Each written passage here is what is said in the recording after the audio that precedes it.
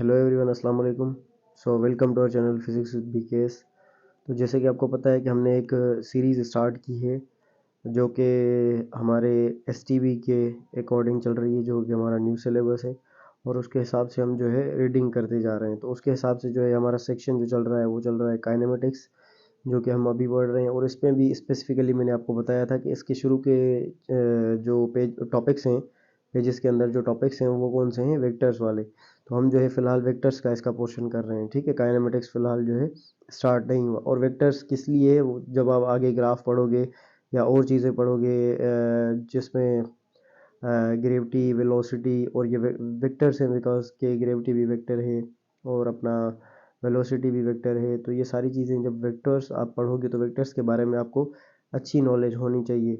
बच्चों को काफ़ी मसला इसी वजह से होता है, because they don't have the sufficient knowledge required for vectors. जो उनके कॉन्सेप्ट्स होते हैं वेक्टर्स के अकॉर्डिंग वो कंप्लीट नहीं होते, इसी वजह से फिर जो होते हैं उनको और मसले होते हैं, ठीक है। सो आज का जो हमारा टॉपिक है that is Cartesian coordinate system. Cartesian coordinate system क्या होता है ये हम जो है वो डिस्कस करेंगे।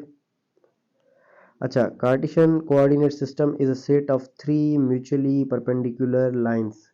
यानी कि ये जो है वो तीनों म्यूचुअली का मतलब क्या है कि सबसे पहले थोड़ा इसको समझो। थ्री म्यूचुअली परपेंडिकुलर लाइंस यानी कि ये तीनों लाइंस आपस में परपेंडिकुलर हैं।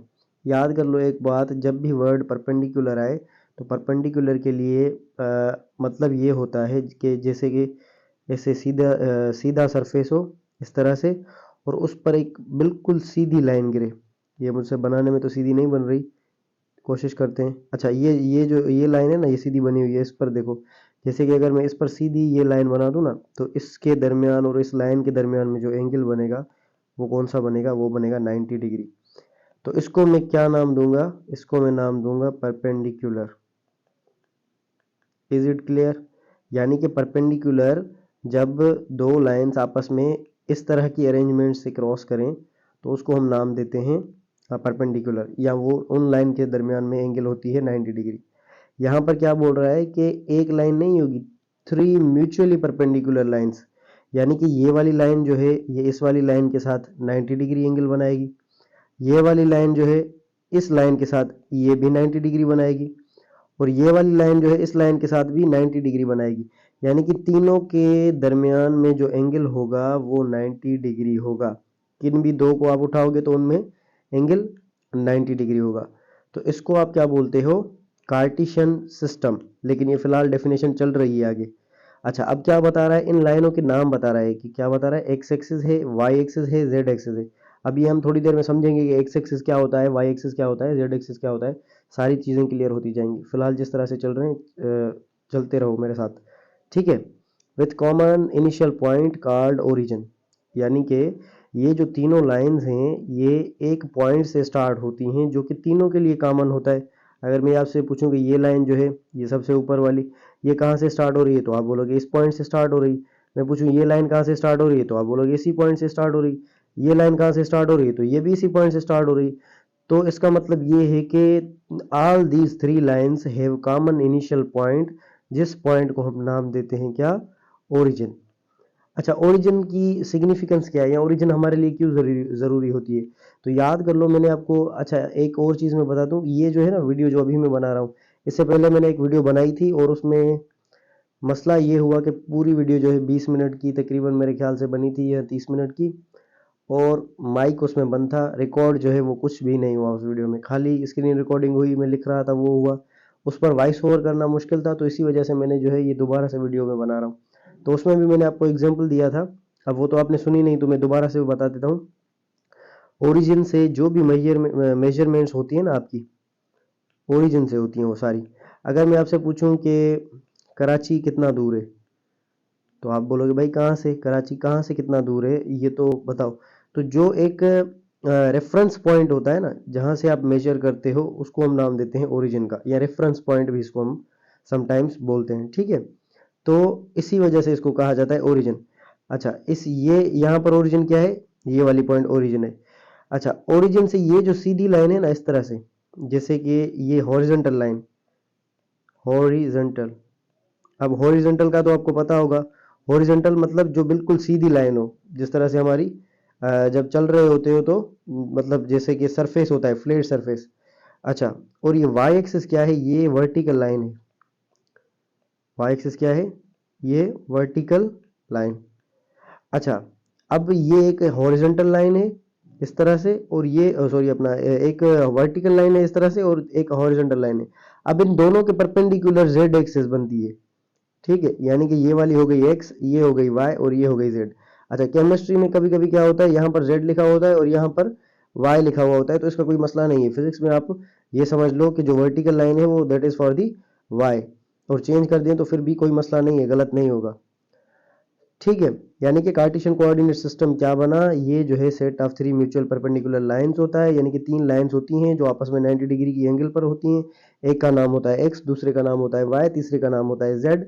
उनके बीच में एक होती है ओरिजिन जो कि फिक्स्ड होती है, और कोई भी अगर पॉइंट में सपोज करो, मैं यहाँ पर मैंने एक पॉइंट लिखा ना, तो इसको अगर मैं जाहिर करूंगा, ये सपोज करो पॉइंट पी है, तो इसको मैं ओरिजिन से जाहिर करूंगा कि ये ओरिजिन से कितना दूर है, एक्स में कितना दूर है, वाई में कितना दूर है।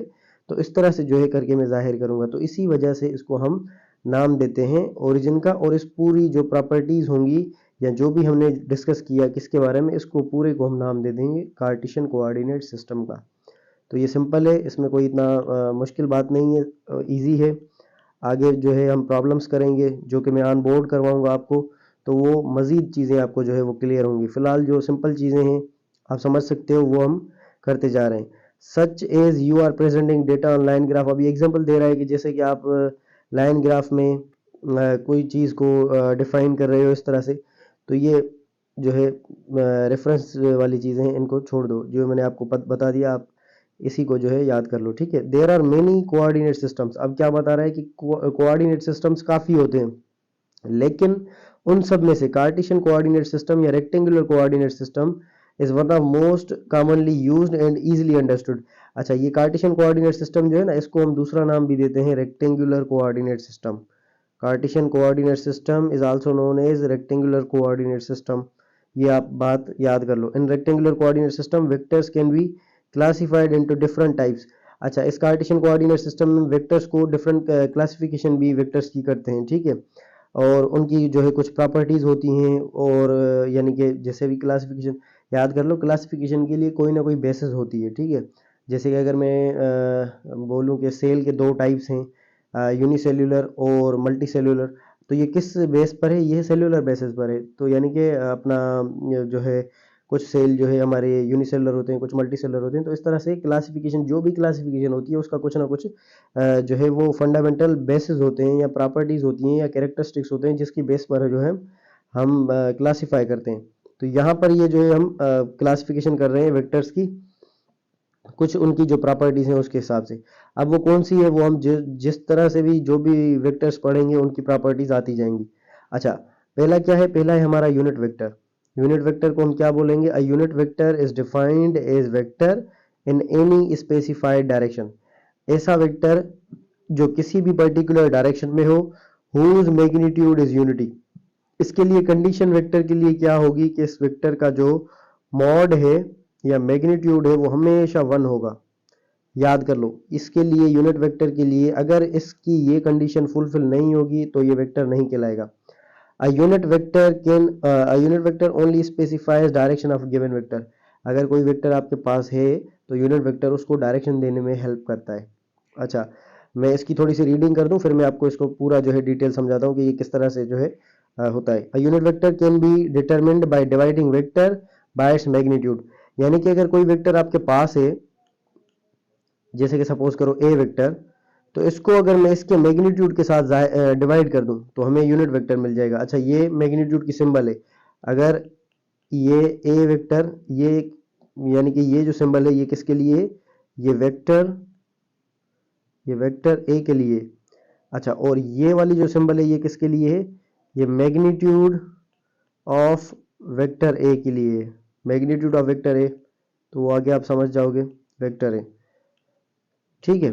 तो अगर यूनिट वेक्टर हमें हासिल करना है तो उसके लिए हमें क्या करना पड़ेगा, अगर कोई भी वेक्टर हमारे पास मौजूद है, सपोज करो कि ए वेक्टर हमारे पास मौजूद है, तो उसको हम क्या करेंगे, उसी के मैग्नीट्यूड के साथ हम डिवाइड कर देंगे, so we will get unit vector.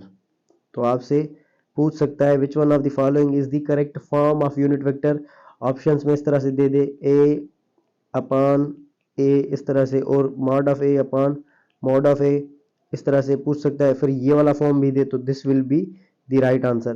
Questions इस तरह से आते हैं। आप लोग क्या करते हो, काफ़ी अच्छा। और एक चीज़ ये, अब मैं इसके लिए लेक्चर में बताने की तो ज़रूरत नहीं है, लेकिन फिर भी जो आप रेगुलर बच्चे पढ़ रहे हो तो उसके लिए मैं समझा दूं। फिजिक्स के लिए बुक कोई भी पढ़ो, फिजिक्स के जनरल कॉन्सेप्ट सारे बुक्स में सेम है। आपके लिए जो मसला होता है, काफ़ी बच्चे बोलते हैं कि कौन सा बुक पढ़ें, हम सिंटेक्स का पढ़ें, पंजाब का पढ़ें, फेडरल का पढ़ें। तो याद कर लो, फिजिक्स किसी भी अच्छे रेफरेंस बुक से पढ़ लो, कोई मसला नहीं है। अब उसके बाद आपकी प्रैक्टिस पर डिपेंड करता है। और थ्योरी वाले चैप्टर्स जो हैं या थ्योरी वाले जो पोर्शन है वो आप सारों में से देख लो, जिस तरह से आप बायो के लिए करते हो। मसला होता है बायो के लिए, बिकॉज कि बायो जो है वो काफ़ी एक्सप्लेन्ड होती है, और हर बुक के अंदर थोड़ा थोड़ा उसमें वेरिएशन वगैरह है। मेजोरिटी तो उसकी भी सेम है, लेकिन फिर भी थोड़ा बहुत फ़र्क है। तो इसी वजह से इस फिज़िक्स में कंफ्यूज ना हुआ करो, फिज़िक्स जनरली कहीं से भी पढ़ लिया करो। अगर मैं आपको एक बात बताऊँ, बुक्स पढ़ने की ज़रूरत नहीं है। अगर आपके पास कोई अच्छे नोट्स हो ना फर्स्ट ईयर और इंटर के, तो आप उन नोट्स से भी पढ़ सकते हो। बुक्स से काफ़ी अच्छा जो है ना, काफ़ी नोट्स में भी लिखा हुआ है। तो अब मैं ही आपको नहीं जो है मोटिवेट कर रहा कि आप बुक्स पढ़ना छोड़ दो, बुक्स आप पढ़ो, बुक्स लाजमी है। कभी कभी बुक्स में भी चीज़ें जो है उठाकर वो दे देते हैं, ठीक है। अच्छा, यूनिट वेक्टर के बारे में क्या पढ़ा हमने कि इसका मॉड जो है वो हमेशा 1 के बराबर होगा, मॉड 1 के बराबर। इसको जाहिर कैसे करेंगे, a vector divided by its mod, तो ये आएगा यूनिट वेक्टर। अच्छा, इसकी सिंबल क्या है, सिंबल के लिए है ये छोटी ए और इसके ऊपर कैप। इसको जूम करके मैं थोड़ा दिखा दूं आपको, छोटी ए उसके ऊपर कैप। अच्छा, ये जो है इसके ऊपर अगर समटाइम्स क्या करते हैं, अगर मैंने इसके ऊपर एरो लगा दिया है ना, तो इसको हम बोलेंगे वेक्टर है। अगर मैंने कुछ भी नहीं लिखा, खाली ये लिखा है ना, तो भी ये भी जो है वो मॉड या मैग्नीट्यूड के लिए है, इसमें कंफ्यूज मत होना। वैसे ये सिंबल यूज होती है, लेकिन अगर ये ना भी हो तो जो है फिर भी काम चल जाएगा। ऐसा ना हो कि फिर जो है आप बोलोगे जो है मैंने कहा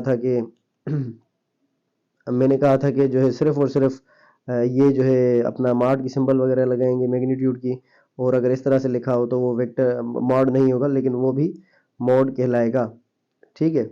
अच्छा, और यूनिट वेक्टर अगर आपके पास, मैं बोलूँ कि आपके पास यूनिट वेक्टर है ए, तो उसको आप किस तरह से लिखोगे, स्मॉल लेटर विथ कैप। ये क्या है, cap.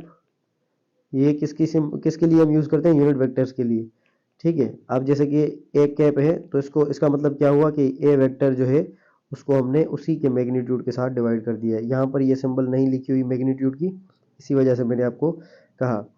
The symbol is usually lower case मतलब कि स्मॉल लेटर्स में, with hat or cap circumflex such as, जैसे कि ये लिखी हुई है, प्रोनाउंस्ड एज ए हेट या ए कैप, इसको बोल सकते हैं। अच्छा, in three dimensional coordinate system, ये थ्री डायमेंशनल कोऑर्डिनेट सिस्टम है, बिकॉज कि इसमें एक के अंदर जो है एक्स है, दूसरे के अंदर वाई है, तीसरे के अंदर जेड है। अच्छा, यहाँ पर देखो, मैंने थोड़ी देर पहले आपको कहा ना कि यहाँ पर ये एक्सेस वगैरह चेंज कर दें तो कोई मसला नहीं है, केमिस्ट्री में चेंज होता है, लेकिन यहाँ पर एग्जाम्पल लिखा हुआ है। यहाँ पर इसने यहाँ इस साइड एक्स रखा है, इस साइड वाई रखा है, इस साइड जेड रखा है, ठीक है। तो जनरल जो होता है कॉमनली, मोस्ट कॉमनली, वो मैंने ऊपर बता दिया।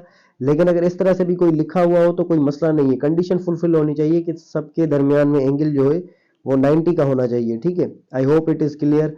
सिंपल तरीके से मैं समझा रहा हूँ आपको, ताकि जो है वो चीज़ें क्लियर हो। फिर भी अगर किसी को मसला हो तो आप पूछ सकते हो। आई जे के आपके पास यूनिट वेक्टर्स होते हैं whose directions of positive x-axis, y-axis, z-axis are used as unit vectors. These vectors are mutually perpendicular to each other. अब ये इसने क्या बात बोली है, अब इसने सिंपल ये कहा है कि आपके पास जो हमने थोड़ी देर पहले लाइनें पढ़ी, कौन सी, एक्स एक्सिस और ये वाई एक्सिस और ये जेड एक्सिस। तो यूनिट वेक्टर मैंने आपको कहा कि पर्टिकुलर वेक्टर है जो कि पर्टिकुलर डायरेक्शन के लिए यूज होता है। तो अगर एक्स एक्सिस के डायरेक्शन में कोई आपके पास वेक्टर है तो उसको हम जाहिर करेंगे आई के साथ, आई कैप के साथ। अगर वाई एक्सिस के डायरेक्शन में कोई यूनिट वेक्टर है तो उसको हम जाहिर करेंगे जे कैप के साथ। अगर जेड एक्सिस के डायरेक्शन में कोई वेक्टर है तो उसको हम जाहिर करेंगे के कैप के साथ। तो आई, जे और के क्या हुए, ये हमारे हुए unit vectors along x axis, y axis, z axis. लेकिन कौन सी x axis, y axis, z axis? Positive x axis, y axis, z axis. ठीक है, अब ये चीज जो है मुझे क्लियर करने दो आपको, ताकि इस चीज में आप आगे चल के कंफ्यूज ना हो, क्योंकि ये यहाँ पर कॉन्सेप्ट रिलेटेड है। अब ये जो है यहाँ पर ये है एक्स एक्सिस और ये है वाई एक्सिस। ठीक है, फिलहाल इसके लिए समझो। अब इस डायरेक्शन में जाने से ये जो है ना एक्स एक्सिस, ये है पॉजिटिव, और अगर इस डायरेक्शन में जाएंगे तो ये होगी आपकी नेगेटिव एक्स एक्सिस। अच्छा, अब ये जो ऊपर वाली वाई है, ये कौन सी है? ऊपर वाली, ये जो वाई है ऊपर वाली, ये पॉजिटिव वाई एक्सिस है। अगर मैं नीचे आऊंगा इस तरह से, तो ये मेरी बन जाएगी नेगेटिव वाई एक्सिस। तो यानी कि ये जो यूनिट वेक्टर्स हैं, वो अगर पॉजिटिव आई लिखा हुआ है, पॉजिटिव आई, इसका मतलब ये है कि वो इस डायरेक्शन के अंदर है। अगर नेगेटिव आई लिखा हुआ होगा तो वो इस डायरेक्शन के अंदर होगा। पॉजिटिव जे लिखा हुआ है तो इस डायरेक्शन में होगा, नेगेटिव जे लिखा हुआ है तो इस डायरेक्शन में होगा। सिंपल है। अच्छा, अब आप सोचोगे कि जेड किस तरह से आएगा, जेड किस तरह से, तो वो मैं अभी आपको बताता हूँ कि जेड किस तरह से होता है और आएगा किस तरह से, ये भी हम देखते हैं। अच्छा, आपको पता है कि जेड किस तरह से होता है? ये इस तरह से। अच्छा, ये जो बाहर की तरफ होता है ये होता है पॉजिटिव जेड एक्सिस। तो अगर बाहर है तो पॉजिटिव के केप है तो बाहर की तरफ है, अगर नेगेटिव के केप है तो इसका मतलब ये है कि ये जो है नेगेटिव जेड है और अंदर की तरफ होगा, और ये नेगेटिव के केप होगा। Is it clear? वेक्टर्स में negative sign is nothing but the symbol या representation for the opposite direction. ये जो है ऑपोजिट डायरेक्शन को जाहिर करती है, नेगेटिव और कुछ भी नहीं है। Is it clear? सिंपल है, कोई मसले वाली बात नहीं है। उसके बाद क्या है हमारा फ्री वेक्टर। फ्री वेक्टर क्या है? A free vector can be moved or translated without changing its essential characteristics such as magnitude and direction। यानी कि वेक्टर वो जिसका आप मैग्नीट्यूड और डायरेक्शन चेंज किए बगैर उसको कहीं भी घुमा लो, शिफ्ट कर दो, तो उसको हम नाम देते थे फ्री वेक्टर। अगर मैं सपोज करो ये आपके पास एक वेक्टर है। अच्छा, मैग्नीट्यूड, ये जो लाइन है ना, ये इसकी लाइन जो है वो मैग्नीट्यूड को जाहिर करती है। लाइन जो है वो इसका मैग्नीट्यूड शो करती है, और इसका ये जो एरो है वो डायरेक्शन शो करता है। तो अगर इसके मैं डायरेक्शन को फिक्स रखूं, यानी कि अगर इसके मैं डायरेक्शन को फिक्स रखूं और इसकी जो लाइन है उसकी जो लेंथ है वो बराबर रखूं, जितनी पहले थी उतनी बाद में, ठीक है, तो ये जो अगर मैं इसी तरह से यहाँ पर इसकी कॉपी बना दूं, तो ये जो है इसका फ्री वेक्टर कहलाएगा। यानी कि जैसे कि आप कंप्यूटर में करते हो ना, कॉपी या फोन में करते हो किसी चीज को, एक लाइन बनाओ और बिल्कुल एग्जैक्ट उसकी रेप्लिका यानी कि कॉपी बना दो, पेस्ट कर दो उसके पास में ही। और कंडीशन क्या होनी चाहिए कि उसका डायरेक्शन चेंज ना होना चाहिए, यानी कि दोनों का डायरेक्शन जो है, अगर ये इस डायरेक्शन में है तो ये भी इस डायरेक्शन में होना चाहिए, दोनों का डायरेक्शन सेम हो और मैग्नीट्यूड बराबर हो, तो वो कहलाएगा उसका फ्री वेक्टर। ठीक है, as simple as that. Simple है, कोई मसले वाली बात नहीं। यहाँ पर तीनों वेक्टर्स एक दूसरे के फ्री वेक्टर्स हैं। देखो तीनों की लाइन ये इसने शो की है, यानी कि इसका अपना लेंथ भी बराबर है और एरो भी बराबर है। इसका मतलब क्या हुआ कि ये तीनों आपस के फ्री वेक्टर्स हैं, represented by an arrow not attached to any specific point. Free vector A है, उसकी पोजीशन चेंज की है हमने एक्स वाई जेड प्लेन में। अच्छा, ये क्या है? एक्स वाई जेड है ना, तो इसको हम sometimes x y z plane भी कहते हैं। अगर खाली एक्स और वाई बने हुए होंगे तो इसको हम एक्स वाई प्लेन भी कहेंगे। Nothing to worry about. अच्छा, ये हो गया हमारा क्लियर। अच्छा, इसके बाद हमारा क्या है? इसके बाद हमारा है पोजीशन वेक्टर। अब पोजीशन वेक्टर क्या होता है? A vector that indicates position of a point in coordinate system. अब वो वेक्टर जो किसी पॉइंट की पोजीशन बताए उसको हम नाम देते हैं पोजीशन वेक्टर। नाम से ही जाहिर है। अब ये किस तरह से होता है? सपोज करो आपके पास ये है एक्स एक्सिस और ये है वाई एक्सिस, ठीक है, और यहाँ पर एक पॉइंट आपने यहाँ पर मैंने एक जो है पॉइंट लिखी है पी। तो मैंने आपको थोड़ी देर पहले कहा कि पॉइंट को जाहिर करने के लिए या चेक करने के लिए कहीं कहाँ से हम जो है वो मेजरमेंट्स लेते हैं, ओरिजिन से। तो ओरिजिन से मैं अगर यहाँ से लाइन ड्रॉ करूं, तो इस पॉइंट पर ये जो लाइन आ रही है ना, ये हमारी कहलाएगी पोजीशन वेक्टर, क्योंकि इसके पास लाइन सेगमेंट भी है, ये वाली लाइन जो कि इसके मैग्नीट्यूड को जाहिर करती है, और ये जो एरो है ये इसके डायरेक्शन को जाहिर करता है। तो ये सिंपल है, कोई मसले वाली बात नहीं है। अच्छा, यहाँ पर ये इसकी जो है रेफरेंस दे रहा है कि रेफरेंस पॉइंट जो है वो ओ है। यहाँ से हम जो है अच्छा, इस पोजीशन वेक्टर को हम आर और एरो के साथ जाहिर करते हैं, स्मॉल आर और एरो के साथ, ठीक है। अच्छा, बाकी ये पूरी जो है कहानी जो मैं आपको बता दी, सुना दी, वही है। There are some types of vectors commonly encountered in rectangular coordinate system. अब वेक्टर्स के कुछ टाइप्स और भी होते हैं।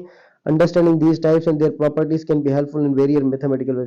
लेकिन हमने जो पढ़े हैं वही जो है हमारे काम आएंगे, ठीक है। अब एग्जैक्ट एक एक लाइन की मीनिंग मत निकालना, जैसे कि आप इंग्लिश के जो है लेसन्स वगैरह पढ़ते हो स्कूल के अंदर, आप सोचो कि मैंने जो है मीनिंग वगैरह चेंज निकाल दी और इसकी मीनिंग इस तरह से होगी। तो इस इंग्लिश डिबेट में मत पढ़ना। तो मुझे पता है कि आप सब लोग जो है बहुत होशियार हो, लेकिन फिजिक्स के लिए जो चीज़ें इंपॉर्टेंट हैं और किस लाइन का क्या सेंस है, उसके हिसाब से जो है मैं जो है आपको मैसेज कन्वे कर रहा हूँ कि ये इसका लाइन का मकसद या इसका जो है कॉन्सेप्ट वो बुक जो राइटर है वो डिलीवर करना चाह रहा है वो इस तरह से है, ठीक है। तो उसी पर फोकस रखें। अच्छा, इसके बाद हमारा क्या है, हमने वेक्टर्स के टाइप्स देख लिए, कार्टेशियन कोऑर्डिनेट सिस्टम देख लिया। अच्छा, इसके बाद हमारा एक छोटा सा टॉपिक है that is known as resolution of the vector. और ये most most most important topic है। अगर ये आपको समझ आ गया ना, तो वेक्टर्स की आधी जो गेम है वो आपको समझ आ जाएगी। वेक्टर्स में दो टॉपिक्स ऐसे हैं जो कि समझ आ गए ना आपको, तो फिर आपको जो है 50% आपको आपका वेक्टर्स हो गया। एक रिजोल्यूशन ऑफ वेक्टर है, दूसरा एडिशन ऑफ वेक्टर है। अगर एडिशन अच्छे से आ गई, r is equal to under root a square plus b square plus 2ab cos of theta, ये फॉर्मूला यूज करना आ गया, और ये जो है रेजोल्यूशन आ गई, तो समझो वेक्टर्स का आधा काम हो गया। बाकी आधा काम जो है वेक्टर्स का वो कौन करेगा, वो करेगा scalar product and vector product. तो चलो, अच्छा यहाँ पर क्या लिखा हुआ है, two vectors equal in magnitude but opposite in direction are known as negative of each other. तो ये तो मैंने अभी थोड़ी देर पहले आपको बताई। यहाँ पर ये देखो, ए वेक्टर है कैप के साथ, इसको कैप लगा दी हमने, इसका डायरेक्शन इस डायरेक्शन में। तो अगर इसके साथ में सिर्फ नेगेटिव लगा दूंगा ना, तो नेगेटिव लगाने से क्या होगा, ये जो एरो है ना यहाँ से, ये बस स्विच करके यहाँ आ जाएगा, इसका मैग्नीट्यूड सेम रहेगा। नेगेटिव के लगाने से याद कर लो, डायरेक्शन चेंज होगा, magnitude will remain same, only direction will change. और कितना डायरेक्शन चेंज होगा, 180 डिग्री। अच्छा, यहाँ पर एक और पॉइंट लिखी हुई है, null vector. A null vector is a resultant of two equal vectors acting in opposite direction. अच्छा, ये एक दूसरे के वेक्टर्स जो है ना वो कहलाएंगे नेगेटिव वेक्टर्स, यानी कि ये इसका नेगेटिव है और ये इसका नेगेटिव है, यानी कि ये दोनों एक दूसरे के नेगेटिव हैं। अच्छा, अगर इन दोनों का मैं रिजल्ट निकालूं, तो ये ए वेक्टर प्लस, और इसमें मैं ऐड कर लूं ये नेगेटिव है, तो ये खत्म हो जाएंगे। तो जवाब क्या आएगा, जवाब आएगा आपका जीरो। लेकिन आप जीरो नहीं बोलोगे, बिकॉज कि जब हम वेक्टर को वेक्टर में ऐड करेंगे तो जवाब भी वेक्टर आना चाहिए, ये कंडीशन है। तो इसके ऊपर जीरो के ऊपर हमने लगा दिया एरो, तो इसने कहलाया नल वेक्टर, नल वेक्टर, ठीक है। और कभी कभी इसको हम फाई के साथ भी जाहिर करते हैं, फाई यानी कि जीरो और इस तरह से सिंबल। तो ये हो गई बात हमारी क्लियर, सिंपल सवाल, कोई मसले वाली बात नहीं है, सिंपल इजी। और अब चलते हैं हम आगे रेजोल्यूशन ऑफ द वेक्टर की तरफ। The process of splitting a vector into its rectangular components, यानी कि एक वेक्टर है उसको उसके कंपोनेंट्स में अगर तोड़ दें हम। अब कंपोनेंट्स क्या होते हैं ये हम अभी थोड़ी देर में करेंगे। रेजोल्यूशन ऑफ द वेक्टर उसको बोलेंगे क्या, वेक्टर है एक, उसको उसके रेक्टेंगुलर कंपोनेंट्स में तोड़ना है। यानी कि रेक्टेंगुलर कंपोनेंट्स वो कंपोनेंट्स होंगे जो जिनके दरमियान में एंगल होगा 90 डिग्री, ठीक है। अच्छा, we can resolve a vector into three components. अच्छा, वेक्टर को तीनों कंपोनेंट्स में भी तोड़ा जा सकता है, such as x component, y component, z component along the three axes of coordinate system respectively. यानी कि अगर वेक्टर तीन कोऑर्डिनेट सिस्टम में हो तो उसे तीन कंपोनेंट्स में भी हम तोड़ सकते हैं। लेकिन फिलहाल के लिए हम जो है दो को यानी कि दो कंपोनेंट्स में तोड़ना सीखेंगे।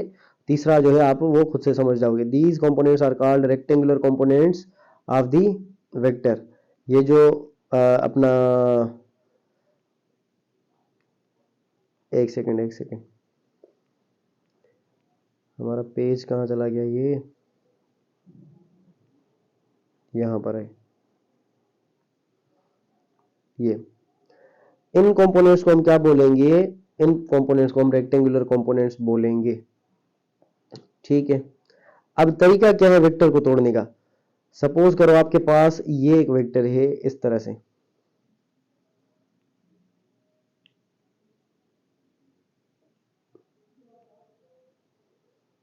ठीक है। अब ये वेक्टर जो है इसको मैं दोबारा से बना लेता हूँ थोड़ा सही करके, ये इस तरह से। अच्छा, इससे पहले एक चीज़ मेरी समझो, वो कौन सी चीज़ है? यहाँ पर ये मैंने बनाई दो एक्सेस, ये इस तरह से। अब ये क्या है हमारी एक्स एक्सेस और ये क्या है हमारी वाई एक्सेस। फिलहाल के लिए यही समझो कि ये दोनों फिक्स हैं, ये एक्स है ये वाई है। तो अगर मैंने एक वेक्टर बना दिया इस डायरेक्शन के अंदर, तो याद कर लो ये पूरा का पूरा एक्स की तरफ है, इसका कोई हिस्सा वाई के अंदर नहीं जा रहा। वाई के अंदर तभी जाएगा जब ये वेक्टर थोड़ा सा ऊपर जाए, क्योंकि तभी ये जो है इस लाइन के अंदर भी मूव करेगा और इस लाइन के अंदर भी मूव करेगा। अब देखो ना, ये वेक्टर थोड़ा सा आगे भी जा रहा है, थोड़ा सा ऊपर भी जा रहा है, यानी कि दोनों डायरेक्शन के अंदर जा रहा है।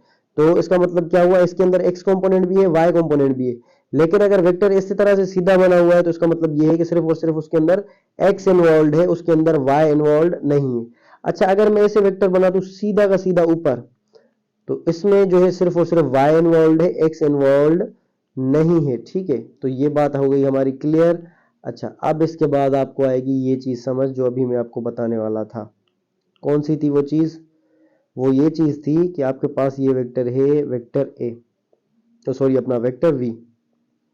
अब v का हो या a का हो, फिलहाल उसको छोड़ दो। अच्छा, अब ये जो y है ना, अगर इसका अगर सपोज करो यहाँ पर एक फ्री वेक्टर है, पहले देखो ये वेक्टर है कहाँ तक, ये वेक्टर है यहाँ से यहाँ तक और यहाँ से यहाँ तक। ठीक है।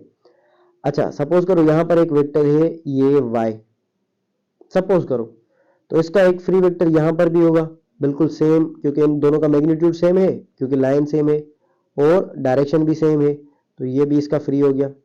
और अगर ये यहाँ से लेकर यहाँ तक ये x है, तो इसके ऊपर भी होगा x। तो यहाँ पर देखो, अच्छा ये जो वेक्टर है ना, ये वाला वेक्टर, इसको हमने क्या किया, अब देखो इस जो है समझने वाली चीज जो है इसमें वो कौन सी है, वो मैं आपको समझाने की कोशिश कर रहा हूँ कि ये वेक्टर इस तरह से बना हुआ है। अगर आप इसको ध्यान से देखोगे, ये वेक्टर आगे भी बढ़ रहा है, ऊपर भी जा रहा है, दोनों काम कर रहा है, इस डायरेक्शन के अंदर भी जा रहा है, ऊपर भी जा रहा है। तो ऊपर जाने के लिए इसमें y कंपोनेंट, यानी कि ये y के अंदर भी बढ़ रहा है और x के अंदर भी बढ़ रहा है। तो इसका क्या मतलब हुआ कि इस वेक्टर के अंदर दोनों कंपोनेंट्स मौजूद हैं। तो हमें क्या करना है, इसमें से y वाला हिस्सा अलग करना है, x वाला हिस्सा अलग करना है, दोनों के हिस्से अलग अलग कर लेने, और फिर हमारा टॉपिक जो है वो कंप्लीट हो जाएगा, जिसको हम नाम देते हैं रेजोल्यूशन ऑफ द वेक्टर। अब वो हम किस तरह से करेंगे, ये जो हमने किया है ना, यहाँ पर ये x और ये y, पूरा गेम इसी का है। अच्छा, यहाँ पर देखो ये वेक्टर है और इसका ये वाला कंपोनेंट है y, ये जो मैंने यहाँ पर बनाया सिंपल करके आपको, और ये वाला कंपोनेंट है x।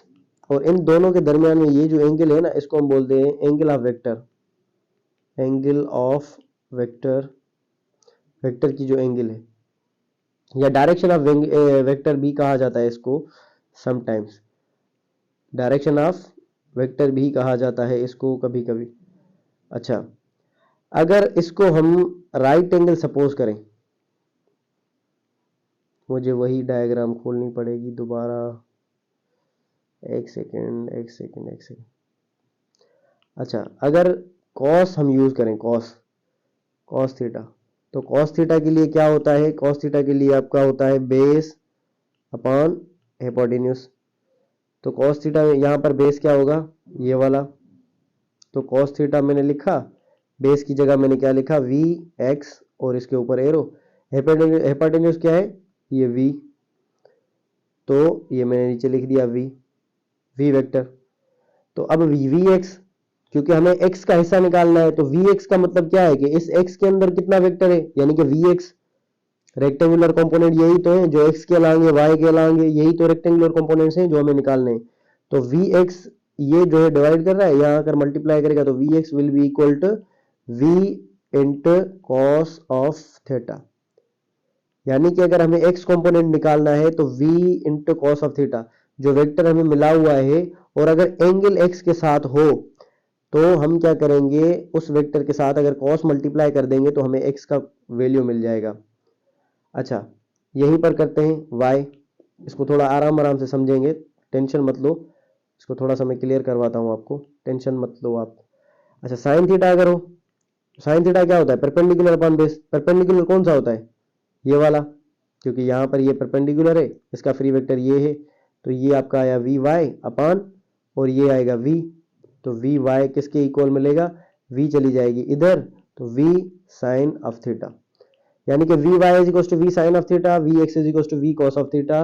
These are the rectangular components of unit vector, और इसी को हम नाम देते हैं क्या, इसी को हम नाम देते हैं क्या, इसको क्या नाम देते हैं, इसको हम नाम देते हैं रेजोल्यूशन ऑफ वेक्टर। तो यही इसी तरीके से इसने क्या किया है, वी कॉस थीटा को फाइंड किया है, इसी तरीके से हमने, अच्छा वर्टिकल कंपोनेंट लिखा है, वर्टिकल कंपोनेंट कौन सा होता है, वाई, हॉरिजॉन्टल कंपोनेंट कौन सा होता है, वी एक्स, और ये कौन सा होता है, वी वाई, ठीक है। और डायरेक्शन, डायरेक्शन यानी कि एंगल, एंगल का मतलब क्या होगा, अच्छा एंगल आपने वो उठानी है जिसमें एक्स और वाई दोनों इन्वॉल्व हो, तो जो टेन ऑफ थीटा होता है ना आपके पास, वो परपेंडिकुलर अपॉन बेस के इक्वल आएगा। परपेंडिकुलर अपॉन बेस में क्या होगा, परपेंडिकुलर वाली साइड पर वी वाई मौजूद है और बेस वाली साइड पे वी एक्स मौजूद है, तो दोनों कंपोनेंट्स आ गए, तो इसी वजह से हम जो है वो टेन जो है उठाते हैं v y upon v x. तो ये था आपका रिजोल्यूशन ऑफ दी वेक्टर। अब इसमें addition of the vector component होते हैं, यानी कि जितने एक्स होंगे वो एक्स में आप ऐड कर लोगे, जितने एक्स कंपोनेंट्स होंगे। सपोज करो यहाँ पर ये वेक्टर है आपके पास इस तरह से, और ये दूसरा वेक्टर है इस तरह से, तो इसके भी एक्स कंपोनेंट निकालोगे, इसके भी एक्स कंपोनेंट निकालोगे, उन दोनों को आपस में ऐड कर दोगे, यानी कि वी एक्स, अगर मैं इस तरह से लिखूं v x is equals to v x one plus v x two, जितने भी एक्स कंपोनेंट है उन सारों को ऐड करोगे। वी वाई होगा अगर, तो v y one plus v y two, जितने भी कंपोनेंट्स होंगे सारों को ऐड करोगे, फिर जो है आपका आंसर वो आ जाएगा टोटल जो भी है, ठीक है। अच्छा अगर हम क्या करेंगे, अगर सपोज करो यहां पर आपको एक वेक्टर मिला हुआ था इस तरह से, अब इस वेक्टर को तोड़कर आपने एक्स में भी तोड़ दिया, वाई में भी तोड़ दिया। अच्छा अब अगर मैं इन दोनों वेक्टर्स को मिलाकर वापस ये वेक्टर बनाना चाहूं, तो मैं किस तरह से करूंगा, तो उसके लिए ये फॉर्मूला होगा v is equals to under root of v x square plus v y square. तो ये किसके लिए है, अगर x कंपोनेंट जो हमने निकाला है, y कंपोनेंट, इन दोनों का स्क्वायर करके उनको ऐड करके उनका रूट निकालेंगे, तो हमें जो ओरिजिनल वेक्टर है जो पहले हमने रिजॉल्व किया है वो हमें मिल जाएगा। इज इट क्लियर, सिंपल है, कोई मसले वाली बात नहीं है, ठीक है। और यही रिजल्टेंट का फॉर्मूला है, वी एक्स की जगह पर यहाँ पर सिर्फ और सिर्फ क्या रखा है, वी कॉस थीटा, और v two cos theta two, ये किसके लिए, जब एक से ज्यादा कंपोनेंट्स हों तो। अच्छा इसको मैं इस तरह से भी लिख सकता हूँ, वी कॉस थीटा और ये इसका square plus v sine theta और इसका स्क्वायर, ये हो गया आपका, ठीक है। याद करने वाली चीज कौन सी थी, याद करने वाले फॉर्मूला कौन से थे जो हमने लिखे, तो ये मैं एक सेकंड दोबारा से लिख लूं ताकि आपको याद रहे। वी वाई के लिए क्या यूज होगा, वी वाई के लिए वी साइन ऑफ थीटा। शर्त क्या है, जब एंगल किसके साथ हो, एंगल एक्स एक्सिस के साथ हो, ये सिर्फ मेहरबानी करना मुझ पर, ये चीज देखना, वी एक्स क्या हो, वी कॉस ऑफ थीटा। अच्छा रिजल्टेंट अगर इन दोनों का स्क्वायर करेंगे तो रिजल्टेंट किस तरह से आएगा, v x square plus v y square, इसको अगर करेंगे ना तो ये ओरिजिनल वेक्टर आपको मिल जाएगा। टेन ऑफ थीटा किसके इक्वल है, tan of theta is equal to v y upon v x. तो ये आ गया आपका पूरा टॉपिक, और इंशाल्लाह ताला मजीद जो है हम वो नेक्स्ट वीडियो में मिलेंगे। ये वीडियोस जो है अपने फ्रेंड्स के साथ शेयर करें जो भी आपके क्लासमेट्स हैं और साथ पढ़ते हैं, ताकि उनकी भी जो है वो हेल्प हो, और बुक रीडिंग में जिन भी स्टूडेंट्स को मसला होता है उनके लिए आसानी हो, ठीक है। और must share your reviews with me in the comment section कि आपको कहाँ कहीं पर कोई प्रॉब्लम तो नहीं हो रही, कोई इशू तो नहीं हो रहा। तो जो भी अगर किसी को मसला हो, कोई क्वेश्चन हो या कोई क्वेरी हो, तो आप you can always you are always feel free you are always free to ask anything in the comment section, ठीक है। आप आसानी से जो भी चीज़ पूछना चाहो मुझसे पूछ सकते हो। व्हाट्सएप नंबर भी जो है मेरा बाकी वीडियोस के साथ अटैच होता है, या मैं भी कमेंट्स के अंदर जो है वो अपना डिस्क्रिप्शन के अंदर मैं लिख पिन कर दूं, तो वो आप जो है वो वहीं पर भी व्हाट्सएप पर भी पूछ सकते हो, ठीक है। Wish you all the very best, अल्लाह हाफिज़।